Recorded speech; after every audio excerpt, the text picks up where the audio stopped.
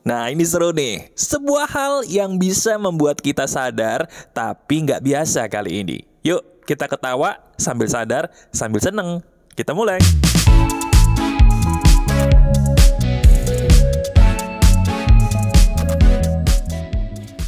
Halo teman-teman, apa kabar? Ada saya kembali, Aryan Surya, sahabat baik kamu dari Pagar Kehidupan di Podcast Pagi. Betul, sebuah hal yang akan kita bahas di hari ini lucu banget deh. Gini, pernah nggak kalau dipikir-pikir kita itu maaf ya, jadi orang kok konyol banget? Coba nih sekarang kamu, diri kamu sebagai sahabat yang mendengarkan saya di hari ini atau mungkin bahkan di pagi ini ya, baru pertama video ini keluar langsung ditonton. Saya mau nanya sama kamu, diri kamu pernah gak sih ngerasa belakangan ini, baru-baru ini menjadi orang yang agak konyol gitu loh. Konyolnya tuh gini loh, ada banyak hal yang kita cari, itu malah gak ketemu. Tapi begitu kita nggak mencari, hal itu ketemu gitu. Sehingga kita ngerasa kayak, ini kok hidup saya jadi agak konyol ya. Kenapa sih harus gini? Padahal yang saya cari tuh bukan ini, tapi kok yang datang ini. Begitu saya nyari sesuatu nggak ketemu gitu loh. Jadinya diri kamu pengen ketawa tapi miris, pengen nggak ketawa tapi ya nggak bisa gitu. Coba tuliskan di komentar deh, kalau kamu bisa, apa yang pengen kamu keluhkan dalam hidup, sesuatu hal yang kamu cari tapi nggak ketemu, tapi yang nggak dicari malah ketemu. Hal apakah itu? Coba ditulis. Nah sekarang, sambil kamu memikirkan kekonyolan diri sendiri sama seperti saya ingin ngasih tahu dulu sebuah hal emas yang bisa jadi baru kamu tahu. Kamu pikir deh, hidup ini sebenarnya lucu. Kita mencari sesuatu, kenapa ya nggak ketemu? Tapi sesuatu hal yang nggak kita cari, itu tiba-tiba datang. Kenapa bisa begitu ya? Menurut kamu kenapa? Jawabannya satu, tahu nggak apa? Karena diri kamu lupa. Ada satu orang di dalam diri kamu sendiri yang selama ini orang itu adalah musuh terbesar kamu. Saya mau tanya, kalau saya tanya siapa musuh terbesar diri kamu, ayo jawabannya apa? Saya tebak ya, pasti kamu akan menjawab, diri sendiri mas. Salah. Itu dia tuh biang kerok kita. Kita selalu menjawab sesuatu seperti yang dijawab orang-orang. Selama ini kita sering mendengar perkataan terutama dari para motivator di luar sana ya, berkata bahwa musuh terbesarmu adalah dirimu sendiri. Itu salah lagi. Salah total bahkan. Bahkan itu biang kerok yang membuat kita kayak tadi, ngerasa hidup kita konyol. Kenapa yang kita cari malah menjauh, hal yang kita nggak cari malah mendekat. Karena di dalam diri kita ada pola pikir yang keliru, menganggap bahwa diri kita lah musuh terbesar kita sendiri. Padahal itu keliru. Kalau gitu mas, tolong kasih jawaban yang benar kepada kita. Siapa musuh terbesar diri kita sendiri? Jawabannya cuma satu. Siapa? Betul. Jawabannya adalah mereka yang kamu benci. Musuh terbesar kamu tuh bukan diri kamu sendiri. Bukan. Musuh terbesar kamu itu adalah mereka yang belum bisa kamu maafkan. Itu loh. Kenapa? Karena rezeki kita itu seperti sebuah selang teman-teman. Selangnya itu harus bersih dulu. Baru rezeki kita tuh ibarat air nyampe ke kita tepat sasaran. Lah kalau kita sebagai selang nih ya, batin kita banyak kebencian sama orang, belum bisa maafin orang, ya rezeki kita seolah-olah salah terus. Nyarinya jodoh yang kayak begini kok dapetnya begitu. Pengennya dapat rezeki duitnya segini kok gak dapet. Udah capek-capek kerja banting tulang mungkin kayak sekarang nih. Kerjaannya kok bisanya kayaknya bikin puyeng aja. Utang lunas kagak, masalah nambah. Betul gak? Nah sekarang coba lihat diri kita. Sadar gak bahwa apa yang saya katakan ini benar? Musuh terbesar kamu tuh bukan dirimu, tapi orang yang kamu benci. Semakin banyak orang yang kita belum bisa maafkan, maaf banget, itu biang kerok kesialan dalam hidup kita. Titik. Bener. Sekarang ayo, jujur sama saya. Kamu jawab dalam hati aja deh, gak usah ditulis, karena ini mengandung aib mungkin. Saya tahu, kita sebagai manusia pernah berbuat salah di masa lalu. Gak ada satupun orang yang sempurna, setuju ya? Termasuk mungkin kamu dan juga saya. Nah sekarang coba kita lihat diri kita sendiri. Selama ini kita ngelakuin kesalahan terbodoh apa? yang membuat kita sendiri belum bisa maafin kalau kita pernah ngelakuin itu di masa lalu? Maaf ya, kamu nggak usah tulis di komentar ini, cukup dijawab dalam hati aja, karena saya nggak pengen tahu apa kesalahan kamu dan aib kamu. Biarkan kamu dan Tuhan aja yang tahu, tapi coba renungkan. Selama ini benar kan, ada kesalahan di masa lalu yang kamu lakukan, tapi kamu belum bisa ikhlas bahwa hal bodoh itu pernah kamu lakukan di masa lalu. Kenapa belum bisa ikhlas? Macam-macam. Bisa jadi efek negatifnya sampai sekarang masih berbekas. Ya, ketemu orang yang salah, ketemu pasangan yang salah, nyakitin, atau mungkin kamu membuat orang tua kamu kecewa, terus orang tua kamu keburu dipanggil Tuhan. Wah, rasanya tuh bersalah banget, dulu pernah ngelakuin apa deh, hal yang negatif di masa lalu. Nah, betul nggak itu yang menjadi keluh kesah kamu?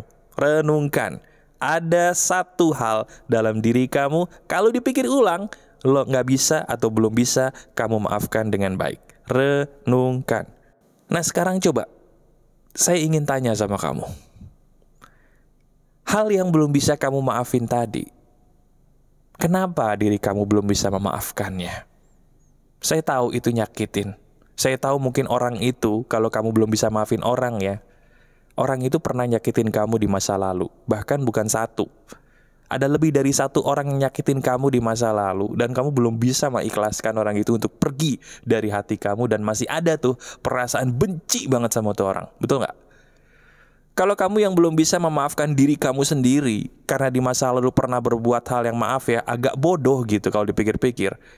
Betul nggak bahwa hal bodoh itu membuat kamu ngerasa semakin tidak bernilai di mata orang lain? Oke, sekarang saya akan bimbing kamu untuk bisa memaafkan itu semua satu persatu ya. Tolong dengerin satu persatu, boleh sambil kerja, boleh sambil melakukan apapun, tapi kalau betul-betul ini sesuai dengan kamu, berhenti dulu deh, supaya kamu bisa mengerti dan bisa mempraktekannya. Gini, cara memaafkan orang lain dulu nih. Kalau kamu sedang benci sama orang, ya, akuin aja. Kamu praktekin ini seizin Tuhan, ini ampuh. Gini caranya.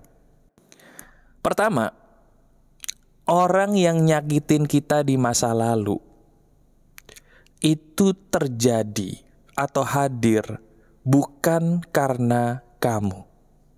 Saya ulangi, dengerin baik-baik perkataan saya. Orang itu tuh yang nyakitin kita, dia tuh hadir dalam hidup kita, bukan salah kamu loh. Sekarang saya mau tanya, ada nggak orang yang sengaja pengen bikin hidupnya dari awal, pengen gagal, pengen disakitin? Ada nggak? Nggak ada. Orang mah kalau waras, kayak kamu nih, waras sehingga bisa suka pagar kehidupan ya. Nggak mungkin kamu secara sengaja, nanti aku pengen kenalan sama orang yang nyakitin aku. Nggak mungkin. Setiap orang yang nyakitin kita hadir dalam hidup kita, itu terjadi di luar kendali kita kok. Betul nggak? Setuju nggak? Nah kalau dari situ saya mau tanya sama kamu. Kenapa diri kamu menyalahkan diri sendiri seolah-olah mereka itu hadir ke dalam hidup kamu, nyakitin hidup kamu karena salah kamu? Nggak logis kan? Kenapa diri kamu nyalahin diri sendiri sih atas hadirnya dia atau mereka dalam hidup kamu? Atau mungkin malah kamu nyalahin Tuhan? Saya nggak nyalahin diri sendiri mas, itu semua terjadi kan atas izin Tuhan. Betul, ya saya nyalahin Tuhan karena Tuhan jahat sama saya, nggak adil. Waduh, sebentar, oke.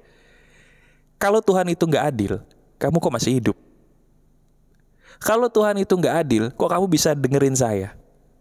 Kalau Tuhan itu nggak adil, kenapa kamu bisa menemukan saya di beranda kamu mungkin? Atau di sharing dimanapun video ini buat kamu mungkin? Kok bisa menemukan? Mana buktinya Tuhan tuh nggak adil sama kamu? Oh, hanya karena 1, 2, 3 hal yang nyakitin kamu, terus kamu nyalahin Tuhan, dan itu bukti bahwa Tuhan nggak adil sama kamu. Uits. Kalau memang begitu adanya, diri kamu tuh sekarang udah gak akan ada lagi di muka bumi. Udah musnah kalau beneran Tuhan tuh sejahat itu. Nah sekarang bagaimana dengan keadaan? Saya tuh gak terima mas, di masa lalu ngelakuin kebodohan fatal. Saya tahu itu saya sendiri yang ngelakuin. Tapi kenapa sih kok saya gak bisa maafin itu semua mas? Jawabannya cuma satu. Karena kamu selama ini diajarkan musuh terbesarmu adalah dirimu sendiri. Padahal bukan. Cintailah diri kamu dulu, maka kamu bisa memaafkan masa lalumu. Itu kuncinya. Saya ulangi ya, ini emas sekali. Tolong taruh ini di pikiran kamu, di mindset kamu untuk selama-lamanya. Bahkan tolong ajarkan ini juga ke keturunan kamu kelak ya. Ini emas dan ini paling benar. Kamu tidak akan bisa memaafkan dirimu sendiri kalau diri kamu tidak berusaha mencintai dirimu sendiri. Cinta itu loh yang menyembuhkan. Bersahabatlah dengan dirimu sendiri, maka semua akan baik-baik saja. Musuh terbesar kamu tuh bukan kamu. Musuh terbesar kamu itu adalah orang-orang yang kamu benci di dalam hati kamu. Dan itu pun udah harus bisa kamu maafin. Paham gak? Sekarang dengan pola pikir baru ini, saya tahu kamu mengangguk-anggukkan kepala itu sedikit-sedikit ya. Kenapa? Karena emang bener juga ya mas, ketampar lagi saya. Lo bener kan? Kita selama ini diajarkannya musuh terbesar diri kita sendiri, padahal itu salah. Kamu tidak boleh memusuhi dirimu sendiri. Kamu harus bersahabat dengan dirimu sendiri, semua akan membaik. Titik. Nah sekarang, setelah kamu tahu pola pikir yang benar, gini cara bersahabat dengan diri kamu sendiri. Sekarang coba kalau bisa ya, ini kalau bisa ya, praktekin gini deh. Tangan kanan kamu taruh di bahu sebelah kiri. Oke? Praktekin dulu ya. Saya ulangi, tangan kanan kamu taruh di bahu sebelah kiri. Tangan kiri kamu taruh di bahu sebelah kanan. Nah betul, posisinya kayak gitu tuh, kayak lagi meluk diri sendiri. Nah sekarang sambil kamu memeluk diri kamu sendiri, ayo pejamkan mata dulu sebentar aja. Ambil nafas dalam-dalam yuk melalui hidung. Hembuskan pelan-pelan melalui mulut sambil mata kamu tetap terpejam. Sekarang coba kamu rasain pelukan dari diri kamu sendiri deh. Enak gak sih? Sekarang rasakan kehangatan pelukan kamu sendiri. Enak kan? Kapan terakhir kali kamu bersahabat dengan diri kamu sendiri? Kapan terakhir kali kamu dekat dengan diri kamu sendiri? Enak gak rasanya meluk gini doang? Enak. Sekarang coba rasakan kehangatannya deh. Enak ya? Tenang, damai. Nah sekarang sambil kamu meluk diri kamu sendiri, kamu ucapkan sebuah kalimat ini bersama dengan saya. Ucapkan begini. Aku menerima diri aku sepenuhnya. Ulangi lagi.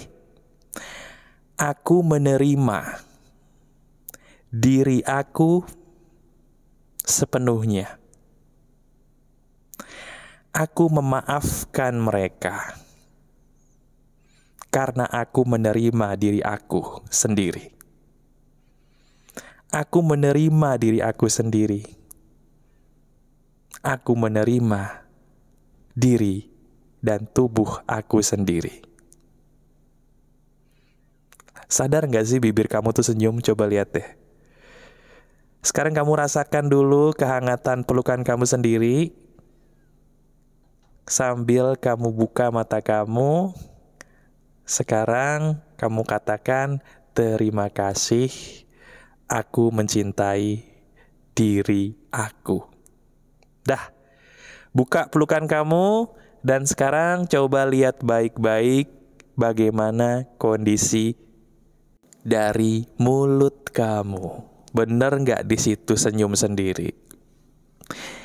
Aneh ya, padahal saya tidak suruh kamu senyum, tapi kenapa senyum sendiri?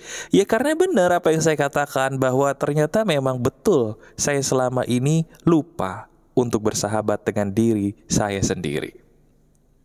Oke teman-teman, jadi cara sederhana ini powerful sekali, terutama bagi kamu yang ngerasa kok hidup ini seolah-olah tidak berpihak kepada kamu. Tonton video ini berulang kali ya, lebih dari sekali, lebih dari 5 kali, itu malah lebih bagus. Dan saya ingin jadikan salah satu video ini, atau jadikan pagar kehidupan sebagai sahabat kamu, Karena apapun yang saya berikan, ini selalu saya praktekkan ke dalam hidup saya terlebih dahulu. Jadi lihat diri kamu ya, rasanya udah enak dan saya pun merasakan hal yang kamu rasakan loh. Persis banget, enaknya enak banget ya. Selamat ya, kamu sudah lebih baik sekarang. Masih ada saya, Aryan Surya, sahabat baik kamu selalu dari Pagar Kehidupan. Tetap keep the spirit, keep sharing, and keep loving. Bye-bye.